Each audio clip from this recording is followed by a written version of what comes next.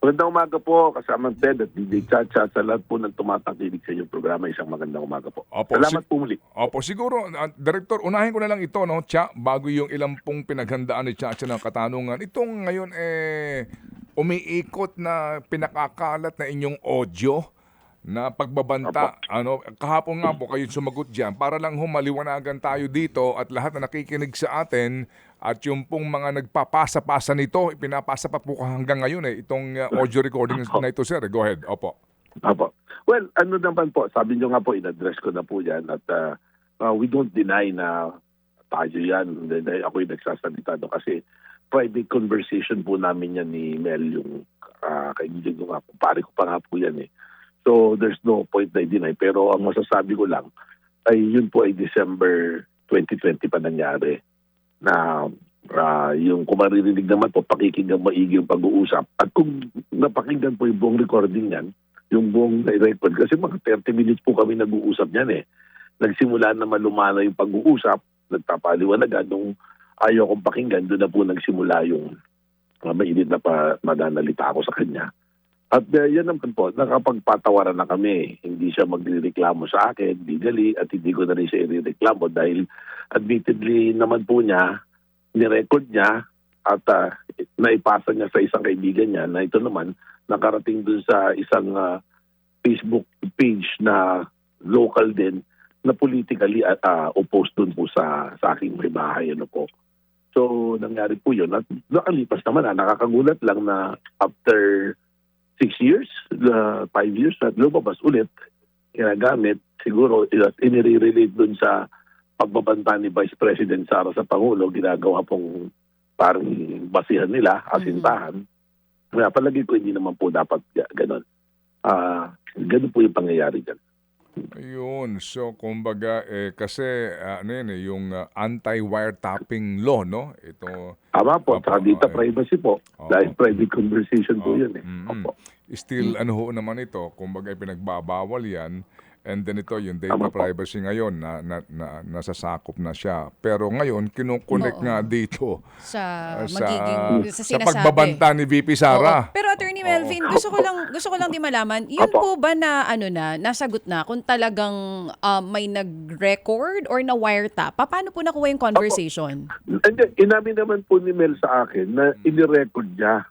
Nung hindi niya na-record yung buong conversation, na-i-record na yung portion na, yung dulo na, no? Yung masakit na yung salita. Oo. Pero at nangyari, sinabi naman niya sa akin, pasensya na pare kasi siyempre natakot din ako, ipinasa ko rin sa kaibigan ko. Oo. At palagay ko may napagpasahan siya at nagamit. Kasi politika po yan nun eh, yung laban na nun sa politika at kakakandidatong paglusuman pa lang sa bahay.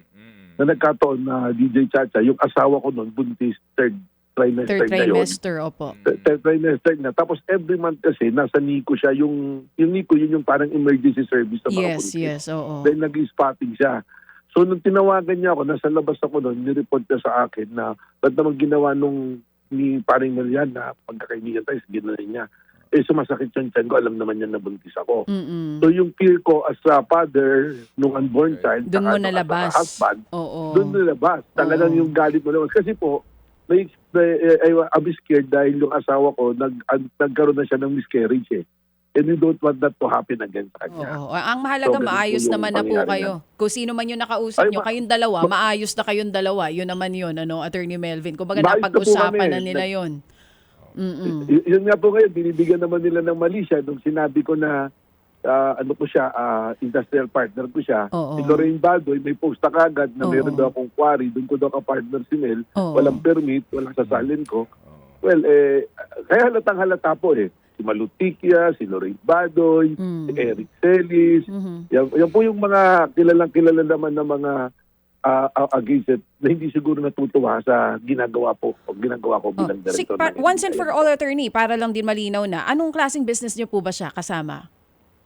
Well, actually, meron po ako mga gawain ngayon. Actually, meron akong dyan sa Sugbo na pumartner ako na nag-invest na po ako. Siya yung ginawa kong tao. Ano pong klaseng business ulit? Sorry, attorney, medyo... Meron po akong, ano po yan, quarry po yan. Quarry business. At may permit po lahat yan. dahil ang kapartner ko po dyan, hindi naman ako kapartner, nag-invest lang ako, naglagay ako ng pera ko doon. Si Mel po ang ginawa ko parang tao ko para magbantay. Wala naman pong Yun po conflict yan. of interest doon sa part na yon, attorney? Wala naman po, investor lang po ako, hindi po ako yung owner nung ano. Minority lang po yung ano ko dyan, yung participation ko. Opo. At Alright. mag-check naman po yan. At saka nasa salin ko po yan, nakalagay po yan. Oo, dineclare nyo po. Oo. Sige, attorney, Opo, ang sabi nyo, nakadeclare po. ang sinasabi nyo nga po, pakiramdam nyo may kinalaman to sa politika kasi nung uminga yung issue na may posibilidad maging testigo kayo dito sa impeachment kay VP Sara Duterte, saka ito lumabas. So, kayo po ba talagang sigurado na natetestigo nga dito po sa kanyang impeachment? Hindi, nagtestigo na po ako, DJ Chacha, dun Sa sa hearing. Sa Commission Kamara? Justice. Oo. Na po, nung nabalita na sinapi na po yung NBI at ako'y titistigo, nagsimula na po yung atake sa akin. Hindi lang po yan. Lahat na po, pati yung sa asawa ko, meron daw 1 billion na flood control. Tuloy-tuloy na po yan. Ayan, ang tawag nga po dyan, yan po yung inappropriate coordinated behavior na tinatawag. Pag tinignan mo, pare-parehas yung post, yung magko-comment, mga troll. So, na-observe po namin yan. Siguro maswerte na rin ako, nandito ako. We have tools to examine yung mga ganyan po na posting. At kita naman po yung mga nagpo-post, directed po talaga ron. Ganyan-ganyan po yung nangyari dyan kila Jason sa, kila Harry Roque, nagawa ng fake na video, na deepfake video ni Presidente, pinakalat, sinalo ng mga troll farms, pinapalabas po na gano'n. Oo, So, wala po tayong siguro magagawa sa ganyan nila. Habulin po natin at kawawa rin naman po si Mel dahil hindi privado individual naman po siya na yung iba nga pinapalabas na media practitioner daw. Naapektuhan din naman po siya na nadadamay sa hindi naman dapat. Ang nakakatawa pa nga po niyan, pag tinignan niyo yung Facebook ni Mel Sabio, supporter pa po ni VP Sara yan. Hindi ko naman po pinakikialaman yung political affiliation po niya. Opo. So, Director, may kasong isinampa itong si Sabay, no? I'm sorry. Si Sabio po. Si Mel Sabio. Hindi pa po kaso, nag-file po siya ng reklamo, ng complaint po dito sa NBI sa Cybercrime Division namin for violation of data privacy at violation ng anti-wiretapping law. And mag-investigate po. Hanapin po yung mga gumamit po niyan. Opo, paano po natin, sorry po, medyo Attorney Melvin, medyo awkward, na Opo. paano natin ihiwalay ang inyong personality dito ho sa isyong ito sa pag-iimbestiga ng Bureau? Kasi kayo mismo ang kasama doon sa conversation, dati yung industrial kanyo, business partner itong si Sabio. Para hindi humakulayan, NBI ho ba't mag-iimbestiga o baka it's proper na i-refer sa PNP halimbawa? Well, yun po yung isa sa in-advise ko kay Mel. Pero since nagpunta po siya rito, pwede naman po na gawin yun. At simple lang naman po yan, I will be transparent. Saka case cut clear naman po yan meron bang ginawa na pagkakalat ng isang privado konversasyon? Yun lang naman po yan At ikaw ba yung nagkalat? Yun lang naman po yung establish niyan. So wala naman pong parang mahirap na anggulo na titingnan na pwede pong paglaruan at galawin po ng ahensya po. At kung sino man mag-iimbestiga. Saka we'll be transparent, we'll report po. Ilalabas po natin yung ebidensya. Yun po naman yung direksyon natin lagi dito, evidence-based, saka kung ano po yung batas. Opo, yes sir. Okay, sige po. At least ito nga po yung naiklaro ho natin kasi mahirap kung hindi namin kayo tanungin dito, nag-iingay na ngayon tong mga fans ninyo sa aming live chat dito. Ayos lang po yan. Andito may ngayon. fans si attorney. Anyway, eto lang po. Ako, kaya ho kami matagal na tumatawag kasi gusto kong laruhin ito. Kasi in fairness po, sa mga abogado po naman ni VP Sara, itong iniharap na video doon po sa hearing ng Committee on Justice sa kanyang sinasabing threats, laban sa First Family, hindi daw ho na ipalabas nga yung pinanggagalingan nung kanyang sinasabing pagbabanta. Kasi kung pupuntahan natin itong transcript nito, yung kanyang pagmumura, ang sabi niya rito, ang sabi niya, 'di ba, yung pagmumura niya, and then wag kang mag-alala ma'am sa security ko.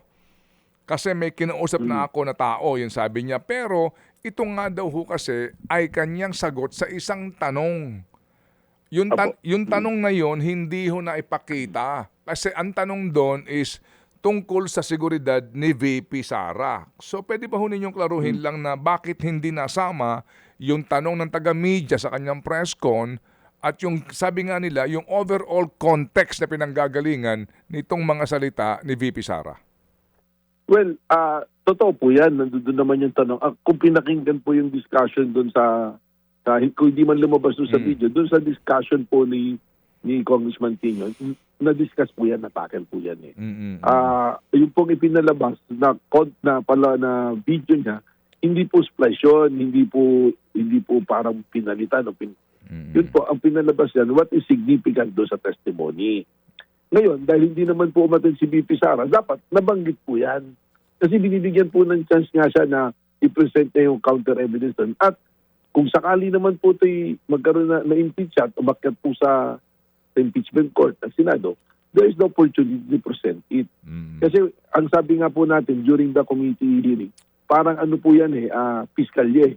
So kung ano po, kung nag-aakusa, yun po yung nagpipresent ng ebidensya, testimonya.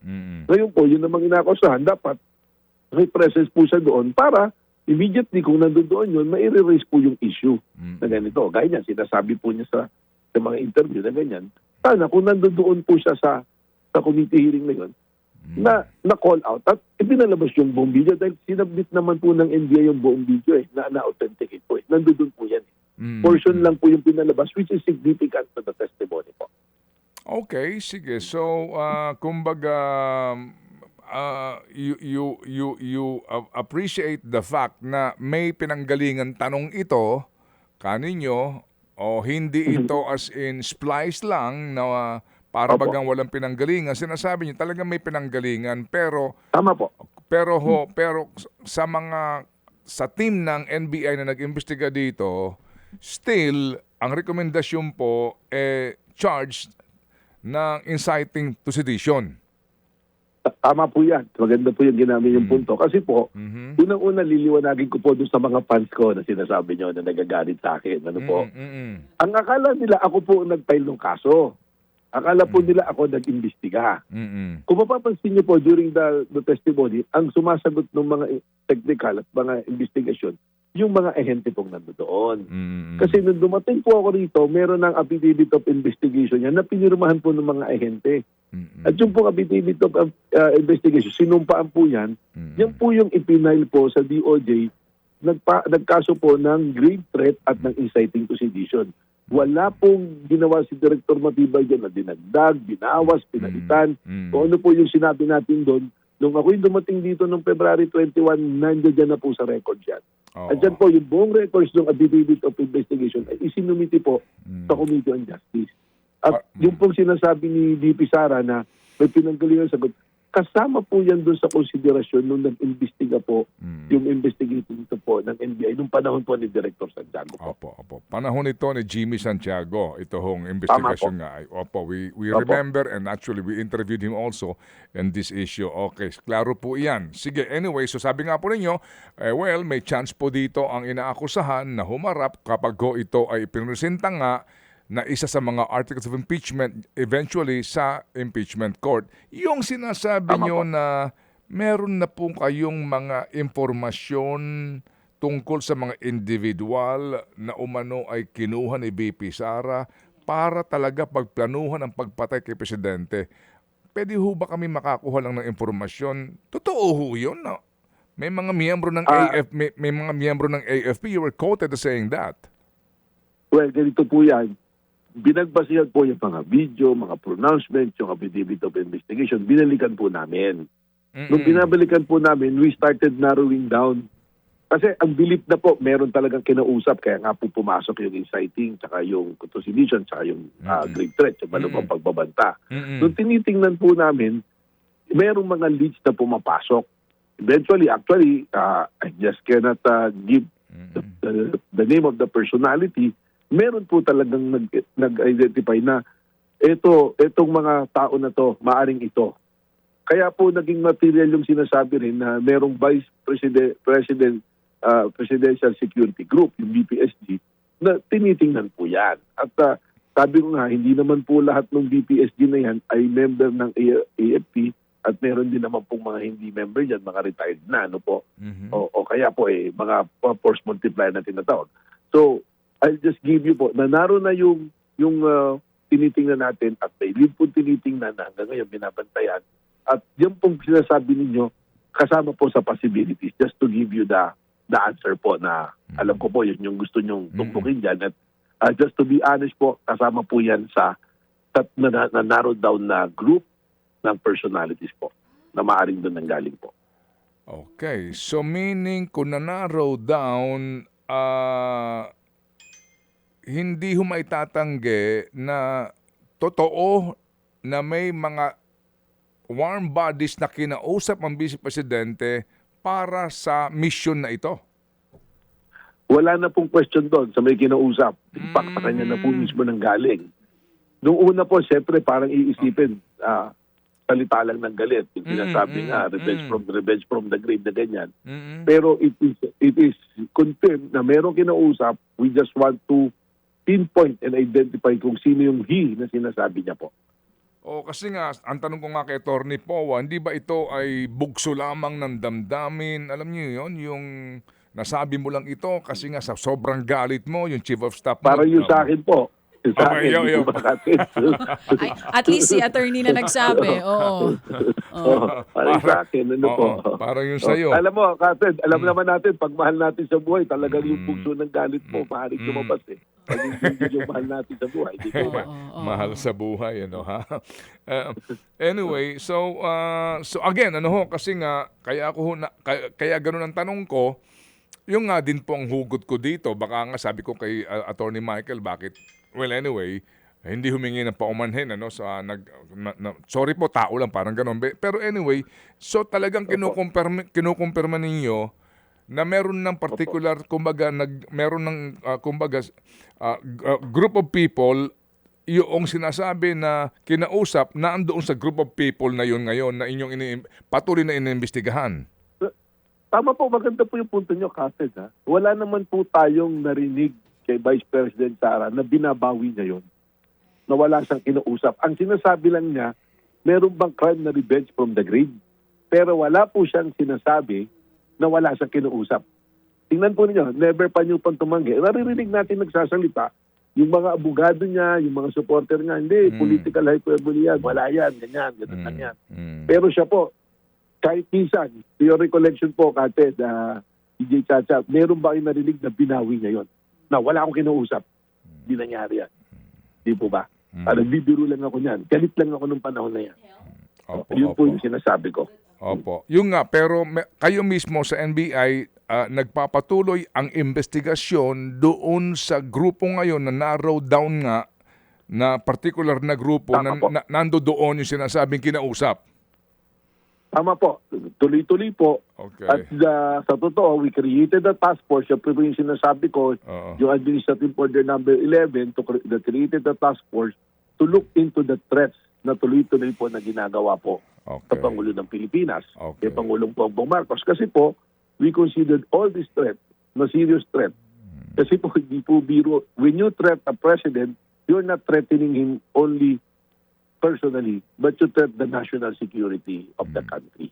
Yun po yung pananaw namin sa law enforcement po. Apo, sige. Pahabol lang pong tanong si Chacha. Attorney Melvin, sabi niya wala namang pagbawi na ginawa si VP Sara. Bakit po meron po ba? Will it help sa kaso niya? Well, kung sabihin niyang hindi, wala talaga ako kinausap, mag-iiba po yung pananaw eh. Maaring medyo sabihin natin, mukhang nag-die down yata yung threat, nag-iba yata.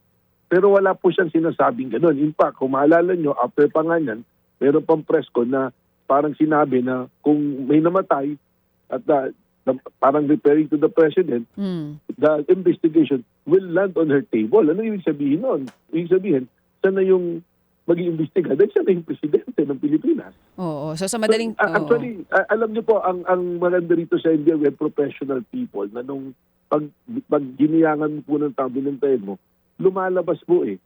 yung maliliit na bagay na parang hindi importante, nakikita natin sa investigasyon yung mga value po.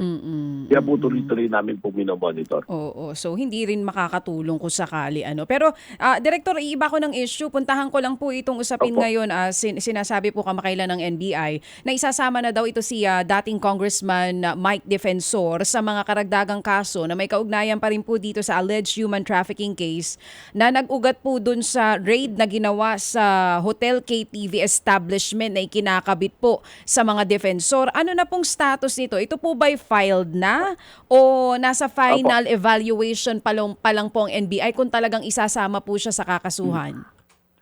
Ganito po, Ma'am DJ Chacha, ano po. Kahapon po, nagpadala ng subpoena kay Mike Defensor sa anak niya at yung mga ibang kasamahan pa niya sa korporasyon.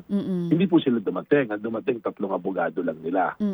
So, ngayon po, yung pong sinasabing isasama siya, yun po yung initial findings na nire-recommend na kailangan pang imbestigahan ng mas malalim. Na ngayon po, yun nga dapat po yung kahapon. Hindi po sila dumalo. Yung pong sa asawa at anak niya, nakafile na po yun. Okay. Nakafile na po, kasama na po sila, nasa City Prosecutor of Pasig na. Ito po kay Mike Defensor, kung bakit sinasabing masasama sila. When we dig deeper, yung inimbestigahan po namin, nalaman namin yung Clip Point Square na tinatawag kung saan nandoon yung Blue Hotel at saka po yung Chicago KTV na ang nagpapatakbo ay ang Sirin Corporation. Ang Sirin Corporation po is yung anak niya at asawa niya, ay meron po naman silang relationship sa Clip Point Development Corporation na si Mike Defensor naman po ang opisyal. Siyang may control ng malaki. Ito naman pong Clip Point, meron siyang agreement with Innovative. Sino po yung Innovative? Parang sila naman po ang nangungupahan sa multi-Pasig Land Development Corporation na 1% owner ng buong property ng lugar na yan, ang 99% po PCGG. Nung tiningnan po namin yung Innovative, yung pong Clip Point Development, Sirin at Chicago, interlocking officers, directors, and owners po. So, ibig sabihin, pag pinalalim ng investigation, alam po nila lahat what's happening, what's going on po doon sa lugar na yan. Nabanggit nyo rin po yan sa amin nung huli namin kayong kausap. Pero attorney, so sa ngayon, yung sa asawa po niya at sa anak, talagang na-file na. Nakafile na po. Itong kay Mike, dahil hindi siya dumating kahapon, ano na pong susunod na aksyon ng NBI? So talagang ifa-file po yung human trafficking sa kanya? Meron pa pong mga inimbestigahan at binigyan po sila ng chance na makasagot pa. So tingnan po natin ng mga ilang araw pa. Next week po. Pero based on the initial findings and recommendation, pagka po ginawa yung matrix, lalabas po talaga na mga 90% of the entire complex na yan, including Chicago KTV and Sirin, is controlled by the Defensor family. So, dahil Pati po yung ibang mga mining company dyan naka-address po eh. Opo. So, attorney, kay umapir sa susunod na linggo o hindi, dahil ito na yung nakikitang link ngayon ng NBI, talagang tuloy ang kaso kay Mike Defensor? Well, depende po sa isisumite nila. Sabay binigyan pa po namin sila ng pagkakataon na magsumite. Okay. We are guided by MC2, Memorandum Circular number 20, na pag ipinay po namin yan, ibig sabihin, we have determined that there is a reasonable certainty of conviction po. Opo. Yun ho bang club sarado na ngayon, attorney, director? Maganda po yung tanong nyo, Kated. Kasi sinara po yan at ang nakalagay doon sa notice na pagsasara ng local government ng Pasig City is naka-address sa Sirin Development Corporation. Anong ibig sabihin? Sila po ang nakapasok na business permit dyan po sa City of Pasig po. So speaking of that, papasalamat po kami kay Mayor Vico at sa City of Pasig sa pagtulong po sa amin sa operations po na to. So as we speak now, ito po ay pinasarhan na ng Pasig City Government. No? Tama po. At nung pinasara po, Kated, nalaman pa nung City of Pasig ng LGU na reported po sa amin, yung palang mga ibang ginuhan nilang ni-recruit nila na CCA, yung mga customer care assistant, yung mga babae na, nakatira na po pala dun yung iba. Nakatira na dun Stay in. Kumbaga, stay in. Stay in na po. Opo. Pero attorney, yung attorney, yun hong mga na-rescue umano ng mga babae dito, sino may hawak nito? Sila ho ba'y tetestigo laban dito sa mga defensor? Meron na pong mga statement at they will be available on the time na ipipresent po sila and they are under the care now of the CSWD, the City Social Worker Development po. Okay, sige po. So, antabay po tayo sa development po ng kasong ito. Sir, ito rin lang po huli. Meron ba kayong information sa ating mission of finding Saldico? Well, hindi po ako yung naging lead dyan. The lead po dyan is the DOJ and the Department of Foreign Affairs, no? So kung ano po yung naririnig ko na pronouncement at balita, yun din lang po yung pagkakaalam ko po dyan na Sir Ted. Opo, sige po. Naunawaan po natin. Sige po. So kami lang po yung baka sakali, baka po meron kayong lead o informasyon. Sige, so Attorney Melvin, salamat po for clarifying these issues. At Thank least you. po, nakuha po namin po ang Maraming inyo po salamat mga paliwanag. Sir Opo. Ted. Magandang umaga po. Salamat po sa inyo. Thank you. Attorney Melvin Matibag po, Direktor ng NBI. Mga kapatid, patuloy po kayong tumutok sa 105.9 True FM para sa totoong balita, impormasyon, music and entertainment. Mag-subscribe sa aming YouTube channel at podcast at sundan nyo kami sa Facebook, Instagram, X at TikTok sa True Network PH. Bisitahin din po ang aming official website, truefm.ph. At panoorin din kami sa True TV Signal, Channel 19. Kami po ang 105.9 True FM. Laging true sa'yo, kapatid. Dito tayo sa totoo, tunay at tapat.